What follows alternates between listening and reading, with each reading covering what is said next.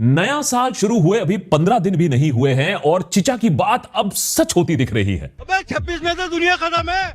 जिस रेट पर ट्रंप काम कर रहे हैं, अगर 2026 में दुनिया बच गई तो चमत्कार हो जाएगा। पहले अमेरिका का वेनेजुएला के अंदर घुसना, प्रेसिडेंट मडूरो को वहां से अगवा कर लेना, रूल बेस्ड इंटरनेशनल ऑर्डर की धज्जियां उड़ा देना, उसके बाद ईरान को धमकाना कि वहां भी यूएस हमला कर देगा क्योंकि आयतुल्लाह खमीनी के खिलाफ वहां प्रदर्शन चल रहे हैं। लेकिन अपने ही घर में आइस की बर्बरता के चलते ट्रंप सरकार के खिलाफ देश भर में माने अमेरिका में प्रोटेस्ट हो रहे हैं। लोग मांग कर रहे हैं कि भैया पूरी एप्स्टीन फाइल तो दिखाओ, कुछ तो छुपा रहा है डोनाल्ड।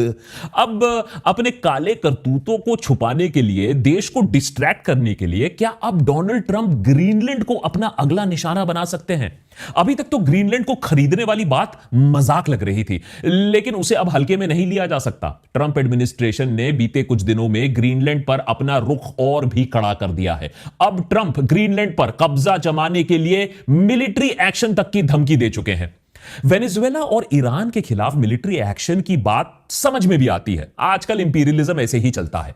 लेकिन एक नेटो मेंबर माने एक एलाई को अपनी ही मिलिट्री का आप डर दिखा रहे हो। कहीं अमेरिका यह सब करके अपने पैरों पर बुलडोजर तो नहीं चला रहा है? ट्रंप का कहना है कि ग्रीनलैंड पर टोटल कंट्रोल यूएसए की नेशनल सिक्योरिटी के लिए बहुत जरूरी है। उनका कहना है कि अगर अमेरिका जल्द ही कुछ नहीं करता है तो इस रीजन में रशिया और चाइना, जो अमेरिका के दुश्मन हैं, वो कब्जा जमा लेंगे। लेकिन यही बात तो रशियन प्रेसिडेंट पुतिन यूक्रेन के बारे में सालों से कहते आए हैं कि यूक्रेन पर टोटल कंट्रोल रशियन सिक्योरिटी के लिए बहुत जरूरी है, वरना यूक्रेन रशिया के दुश्मनों के कैंप में चले जाएगा और नेटो मॉस्को के दरवाजे पर आ धमकेगा। लेकिन अमेरिका वहां तो यह लॉजिक एक्सेप्ट नहीं करता है। वहां तो वो रशिया को international law, territorial integrity, sovereignty का ज्ञान देता है। लेकिन आज खुद डोनाल्ड ट्रंप पुतिन की नकल करना चाहते हैं। ये सब दोगलापन है।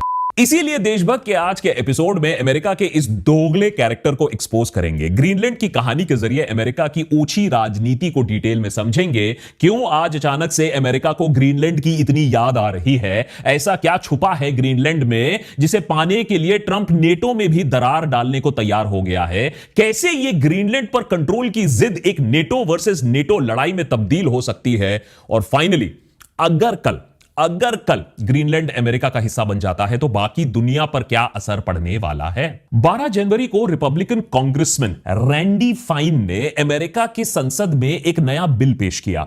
इस बिल का नाम है Greenland annexation and statehood act, जिसका मकसद है कि प्रेसिडेंट डोनाल्ड ट्रंप के हाथ में ऐसी शक्ति दे दी जाए जिससे वो जब चाहे ग्रीनलैंड पर कब्जा कर ले और उन्हें कोई रोकने वाला ना हो। अब वेनेजुएला में तख्ता पलट के बाद भी ट्रंप पर उठे सबसे तीखे सवालों में एक सवाल यह था कि उन्होंने इतना बड़ा एक्शन लेने से पहले कांग्रेस की अप्रूवल क्यों नहीं ली।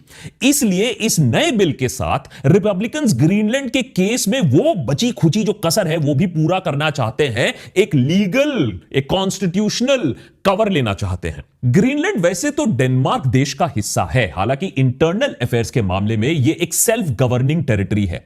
लेकिन जहां बात डिफेंस की आती है, फॉरेन पॉलिसी की आती है, डिसीजंस आज भी डेनमार्क लेता है। ट्रंप के प्रेशर के बीच में ग्रीनलैंड की सरकार ने साफ कर दिया है कि वो अमेरिका को एक एलाई के रूप में जरूर देखता है, लेकिन इसका मतलब यह नहीं है कि वो अमेरिका का हिस्सा बनना चाहता है। वहां के प्रधानमंत्री ने क्लियरली कह दिया है कि वो किसी भी दिन डेनमार्क का हिस्सा रहना पसंद करेंगे, यूएस का नहीं। डेनमार्क भी यह बात बार बार क्लियर कर चुकी है कि Greenland is not for sale, हम बिकाऊ नहीं है। वो यूएस को ग्रीनलैंड नहीं लेने देगा। Nu står vi med en geopolitisk krise, og hvis vi skal vælge mellem USA og Danmark her og nu, så vælger vi Danmark. Vi vælger NATO, vi vælger kongeriget Danmark, vi vælger EU. उधर Donald Trump Greenland पे Denmark की वर्चस्वता पर ही अब सवाल खड़ा कर रहे हैं। ट्रंप का मानना है कि ठीक है, कुछ 100 साल पहले डच ग्रीनलैंड पहुंच गए थे नाव लेकर, इसका मतलब यह थोड़ा ही ना है कि ग्रीनलैंड उनका हो गया। You know, the fact that they had a boat land there 500 years ago doesn't mean that they own the land. ये बात सही कही ट्रंप चिचा ने। इस बात पे कम से कम नेटिव अमेरिकन जरूर वहां सहमत होंगे, जो हजारों साल से वहां रहते आए हैं। फिर बोट्स पे ये यूरोपियंस आए, खत्म कर दिया वहां के नेटिव्स को, अपना बना लिया अमेरिका को। अब जो नेटिव हैं वहां के अमेरिकन, वो यूरोपियंस के बंदूकों के सामने तो टिक नहीं पाए। लेकिन डेनमार्क ने यह बात साफ कर दी है कि वो अपनी मर्जी से या शांति से ग्रीनलैंड को हैंड ओवर नहीं करेंगे। ट्रंप को मिलिट्री फोर्स का इस्तेमाल करना होगा। जो ट्रंप कर भी सकते हैं। कोई भरोसा तो है नहीं ट्रंप का। फैक्ट तो यही है कि आज पूरी दुनिया सिर्फ और सिर्फ पावर को रिस्पेक्ट करती है। जो देश रिसर्च करेगा, नई टेक्नोलॉजीज अपनाएगा जैसे एआई, उसी को बेनिफिट मिलेगा। इसीलिए आप नोटिस करोगे चाइना इकलौता ऐसा देश है जिससे ट्रंप डरता है। आज वैसे कई कंपनीज भी हैं जो एआई का इस्तेमाल करके अपने बिजनेस के प्रॉब्लम सॉल्व कर रही है। कई वर्किंग प्रोफेशनल्स एआई यूज करके अपने करियर एडवांसमेंट कर रहे हैं। आप भी इस एआई फील्ड का हिस्सा बन सकते हैं by joining a 2-day live AI training program happening this Saturday and Sunday सुबह 10 बजे से लेकर शाम के 7 बजे। वैसे तो यह ट्रेनिंग मॉड्यूल की फी है 10,000 रुपए, लेकिन हमारे आज के वीडियो पार्टनर्स आउटस्किल ने इसे देशभक्त सब्सक्राइबर्स के लिए बिल्कुल फ्री ऑफ कॉस्ट किया है। इस ट्रेनिंग में आपको 16 घंटे की ट्रेनिंग मिलेगी। क्या मिलेगा आपको उसमें? 10 से ज्यादा टूल्स के साथ एक पर्सनल एआई टूल किट बनाना, प्रॉम्प्ट इंजीनियरिंग मास्टर करना, रेपिटेटिव टास्क को बिना कोडिंग के ऑटोमेट करना, प्रोफेशनल प्रेजेंटेशन कैसे बनाते हैं, इमेजेस, वीडियोस बनाना, एआई एजेंट डेवलप करना, इसे सीखना। 40 से ज्यादा देशों में 1 करोड़ प्रोफेशनल्स ये ट्रेनिंग अटेंड कर चुके हैं। आप चाहे किसी भी फील्ड से हो, ये फ्री ट्रेनिंग आपके लिए है। अपने करियर को फ्यूचर प्रूफ करने के लिए, एआई को समझने के लिए आप इस फ्री क्लास को अटेंड कर सकते हैं। डिस्क्रिप्शन में मैंने नीचे लिंक देकर रखा है, उस लिंक को क्लिक करिए, ट्रेनिंग के लिए साइन करिए and it's absolutely free of cost. Don't miss out on this golden opportunity. अब ट्रंप के लिए दिक्कत यह है कि ग्रीनलैंड साउथ अमेरिका का तो हिस्सा नहीं है कि जब मन किया वहां सत्ता पलट कर दी, लूटपाट मचा दी। डेनमार्क तो नेटो का हिस्सा है। अगर उसकी टेरिटरी यानी ग्रीनलैंड पर कोई हमला होता है तो उसे बचाने के लिए जंग में नेटो के सारे देशों को आना पड़ेगा बाय रूल बाय लॉ। लेकिन दिक्कत यह है कि अमेरिका भी नेटो का मेंबर है। तो टेक्निकली अगर अमेरिका ग्रीनलैंड पर मिलिट्री इस्तेमाल करती है तो नेटो के अंदर एक इंटरनल वॉर या सिविल वॉर जैसी हालत उत्पन्न हो जाएगी, जिससे एसेंशियली नेटो खत्म हो जाएगा। जिस अलायंस को वेस्ट ने यूएसएसआर से बचने के लिए बनाया था, उसी का पतन का कारण आज अमेरिका बन सकता है। वो देश जो दशकों से नेटो के लिए नेट सिक्योरिटी प्रोवाइडर बना हुआ है, आज वही इसे मिट्टी में मिलाने के लिए तैयार दिख रहा है। इसीलिए बिगड़ते हालात को देखते हुए यूरोप के तमाम लीडर्स ट्रंप से sovereignty, territorial integrity, international borders को ध्यान में रखकर काम करने की सलाह दे रहे हैं। लेकिन ट्रंप फिलहाल ग्रीनलैंड की जिद पकड़े बैठे हुए हैं और वो किसी की सुनने को तैयार नहीं है। अभी इसी हफ्ते वॉशिंगटन में उनके जो वाइस प्रेसिडेंट है जेडी वैंस, वो डेनमार्क और ग्रीनलैंड के लीडर्स से मिलने वाले हैं। अब देखने वाली बात होगी कि इस मीटिंग का निष्कर्ष क्या निकलता है। क्या उन्हें भी व्हाइट हाउस में जलील किया जाएगा, जैसा कि आप जानते हैं जेलेंस्की के साथ हुआ था। सवाल यह है कि ग्रीनलैंड से सडनली इतना लगाव क्यों हो रहा है? ठीक है, एप्स्टीन फाइल से लोगों का ध्यान हटाना है, डिस्ट्रैक्शन बनाना है, लेकिन अपने ही दोस्तों के साथ इतना बड़ा विश्वासघात, कुछ तो बात होगी ग्रीनलैंड में। इसे समझने के लिए थोड़ा सा हिस्ट्री, थोड़ा सा ज्योग्राफी। ग्रीनलैंड दुनिया का सबसे बड़ा आइलैंड है। एरिया के मामले में यह इतना बड़ा है कि इसमें 6 जर्मनी समा जाएंगे। लेकिन इतने बड़े जगह के बावजूद इसमें सिर्फ 56,000 के आसपास लोग रहते हैं।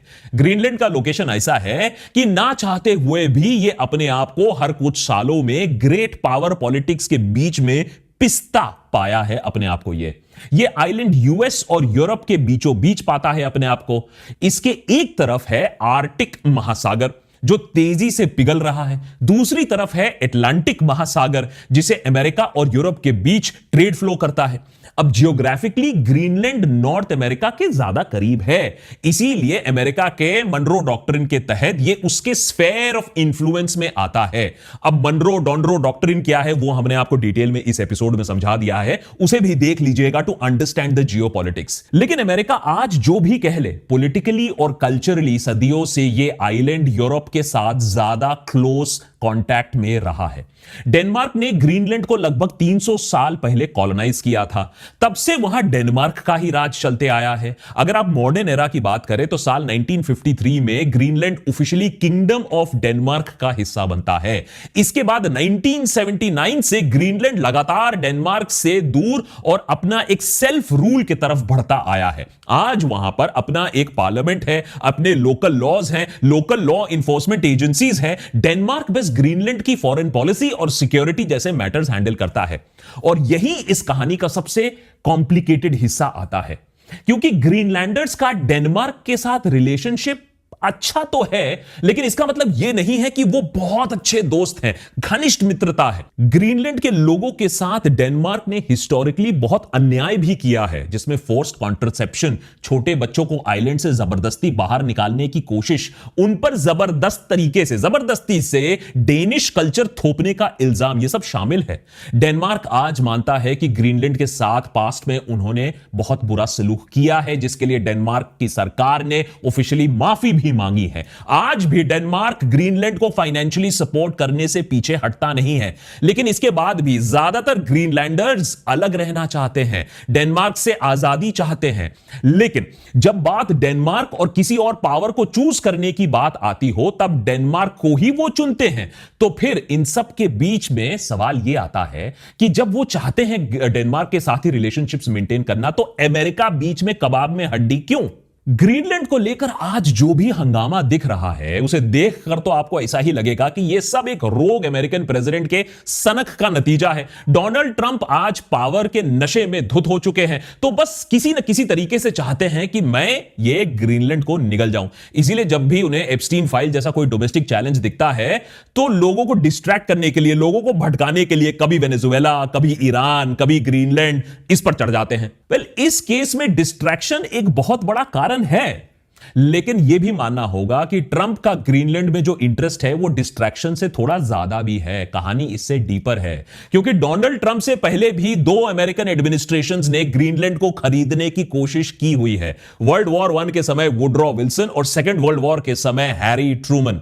अमेरिका के लिए यह टेरिटरी खरीदना कोई नई चीज भी नहीं है। लुइजियाना से लेकर अलास्का तक अगर आप अमेरिकन हिस्ट्री टटोलोगे, तो आपको कई ऐसे इंसिडेंट्स मिल जाएंगे जहां अमेरिका ने जरूरत के हिसाब से नई टेरिटरीज पर आक्रमण नहीं किया, उसे खरीदा है। पिछले शताब्दी में ग्रीनलैंड के साथ भी यही मॉडल अपनाया गया है ऑलरेडी। सेकेंड वर्ल्ड वॉर के टाइम पर नाजी जर्मनी ने मेनलैंड डेनमार्क को ऑक्यूपाई कर लिया था। इसीलिए ग्रीनलैंड की सुरक्षा के लिए पूरे वॉर टाइम पर अमेरिका ने ग्रीनलैंड को ऑक्यूपाई करके रखा था, ताकि नाजी जर्मनी के हाथ यह टेरिटरी ना लग जाए।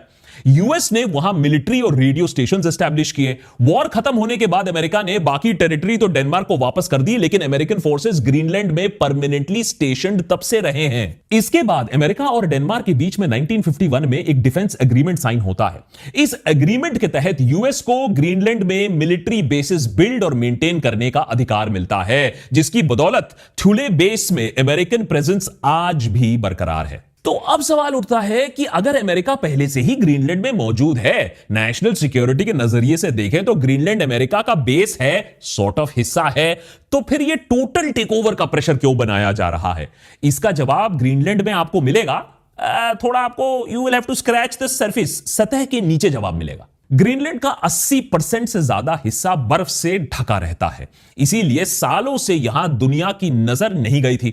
लेकिन ग्लोबल वार्मिंग के चलते ग्रीनलैंड और उसके ऊपर स्थित आर्कटिक ओशन में बर्फ पिघलने लगी है, पतली होने लगी है। बर्फ पिघलने से ग्रीनलैंड की सतह के नीचे छुपे मिनरल्स को अब लोग थोड़ी आसानी से निकाल सकते हैं, और आर्कटिक के पिघलते हुए स्नो की वजह से वहां नए शिपिंग लेन्स भी खुल रहे हैं। जैसे जैसे climate change polar ice caps को मेल्ट कर रहा है, वैसे वैसे आर्कटिक ओशन और ज्यादा यूजेबल हो रहा है।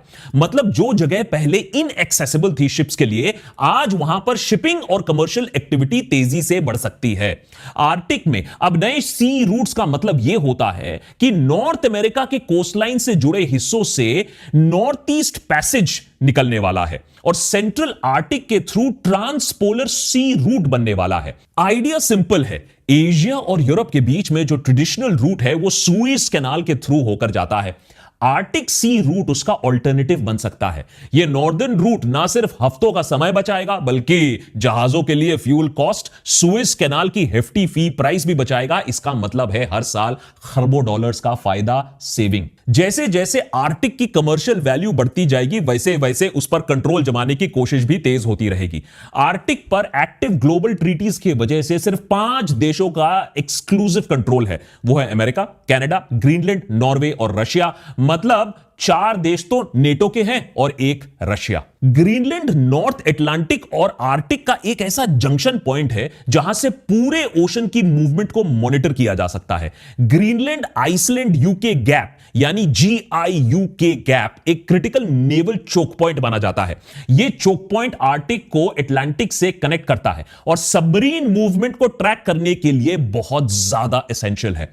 रशियन सबमरीन्स को मॉनिटर करने के लिए और नेटो की डिफेंसिव पोजीशंस को मेंटेन करने के लिए यह गैप क्रूशल माना जाता है। पर ग्रीनलैंड की कहानी स्ट्रेटेजिक लोकेशन, शिपिंग लेन्स और नेवल सिक्योरिटी तक सीमित नहीं है। एक और वजह है जिसके वजह से आइलैंड को ग्लोबल टग ऑफ वॉर के बीचों बीच आप खड़ा पाते हो, और वो है इसके नेचुरल रिसोर्सेज।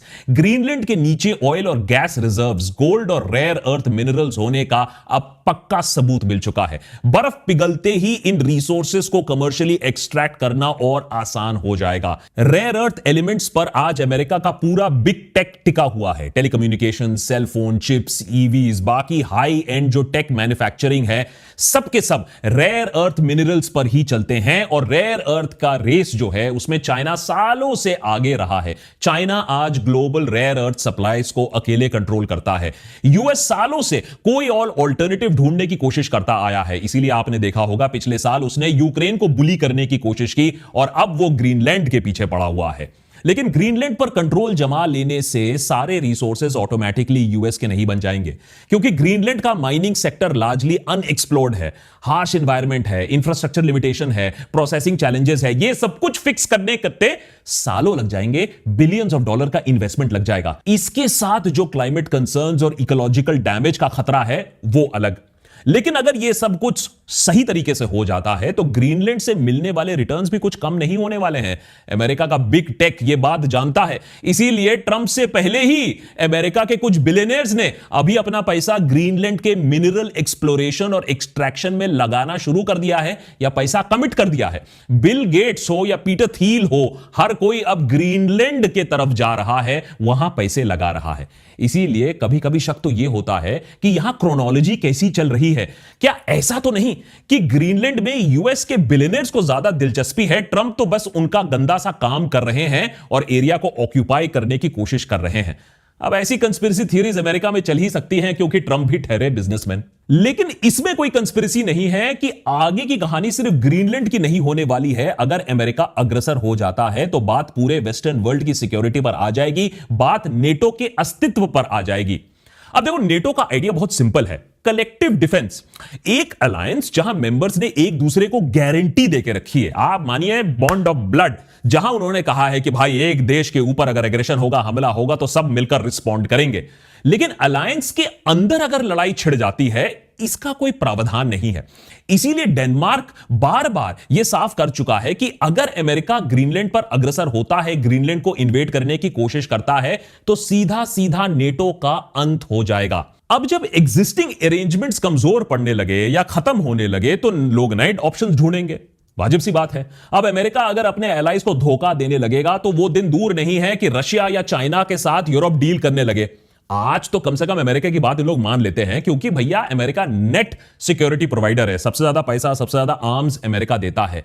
लेकिन अगर अमेरिका ही ये सारी हरकतें करने लगा तो शायद चाइना नेट सिक्योरिटी प्रोवाइडर बन जाएगा, और चाहे ना चाहे वही चीज हो जाएगी अल्टीमेटली जो अमेरिका नहीं चाहता है, जिसे अमेरिका को डर लगता है कि अमेरिका का स्फेयर ऑफ इंफ्लुएंस में उसके राइवल्स घुस आएंगे।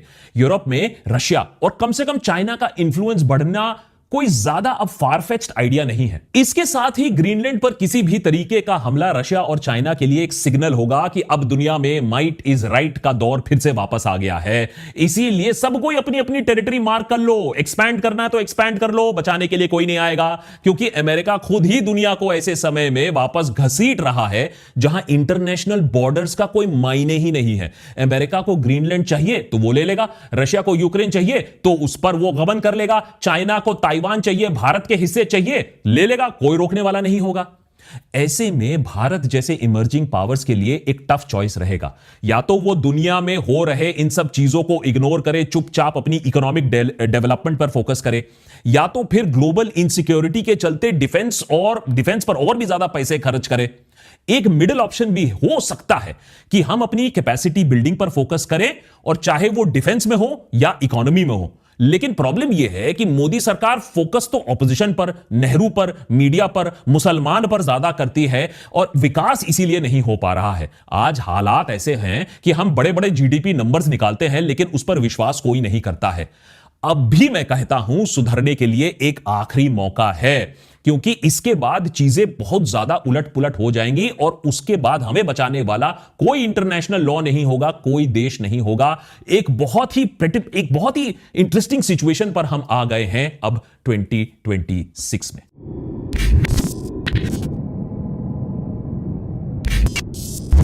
Thanks to Outskill for making this episode possible. आप भी अपने आप को कम से कम इक्विप कर लीजिए इस चेंजिंग वर्ल्ड के लिए। आउटस्किल के 2 दिन के लाइव एआई ट्रेनिंग प्रोग्राम को ज्वाइन करने पर सैटरडे और संडे सुबह 10 बजे से लेकर शाम के 7 बजे, मैंने लिंक नीचे डिस्क्रिप्शन पे देके रखा है। पूरा का पूरा कोर्स बिल्कुल फ्री है। Do join it, do upskill yourself.